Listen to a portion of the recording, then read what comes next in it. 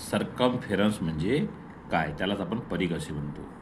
तर जेव्हा आपण एखाद्या आकृतीची पेरिमीटर काढतो, पेरिमीटर म्हणजे परिमिती, जसं की येथे जर आपण हा रेक्टँगल काढला आहे आणि याचं नाव आहे ABCD, याची लांबी 10 सेंटीमीटर आणि रुंदी 5 सेंटीमीटर असेल, तर याची आपल्याला परिमिती काढता येते. मग परिमिती म्हणजे काय होते, याच्या चारही बाजूची बेरीज.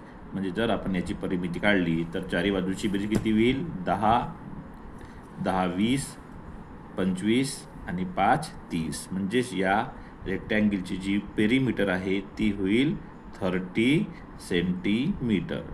तर सर्कमफेरन्स म्हणजे आपल्याला परिमितीचा तो एक भाग आहे, परंतु जर ही परिमिती आपल्याला वर्तुळाची काढायची असेल तर आपण त्याला सर्कमफेरन्स असं म्हणतो.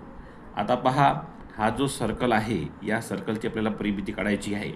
म्हणजे या यम बिंदूपासून आपल्याला यम बिंदूपर्यंत लांबी किती आहे हे आपल्याला काढायची आहे.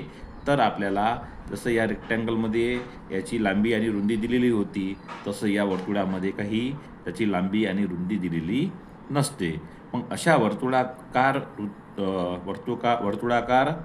आकृतीचं जर आपल्याला सर्कमफेरन्स काढायचं असेल तर त्यासाठी आपल्याला एक फॉर्म्युला दिलेला आहे आणि तो फॉर्म्युला म्हणजे सर्कमफेरन्स बरोबर 2πr. तर पहा, याच्यामध्ये पाय, या पायची जी किंमत आहे ती आपल्याला 22/7 किंवा 3.14 यापैकी कोणतीही एक किंमत ग्राह्य धरावी लागते. आणि आर म्हणजे त्रिज्या. तर पहा, जेव्हा आपण कोणताही वर्तुळ काढतो तेव्हा त्या वर्तुळाची जी त्रिज्या आहे, त्याला आपण जे रेडियस म्हणतो, ही आपल्याला माहिती असते. जसं हा आपण जेव्हा वर्तुळ काढू तर या वर्तुळाची त्रिज्या आपल्याला माहीत असेल. उदाहरणार्थ, जर या वर्तुळाची त्रिज्या 7 सेंटीमीटर आहे अशी आपण ग्राह्य धरू, तर या सूत्राचा वापर करून आपण या वर्तुळाची सर्कमफेरन्स काढू शकतो. सर्कमफेरन्सचा जो आपला फॉर्म्युला आहे तो आहे 2πr.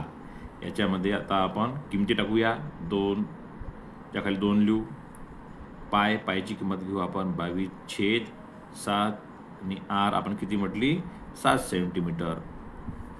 आता बरोबरच्या खाली बरोबर लिहू.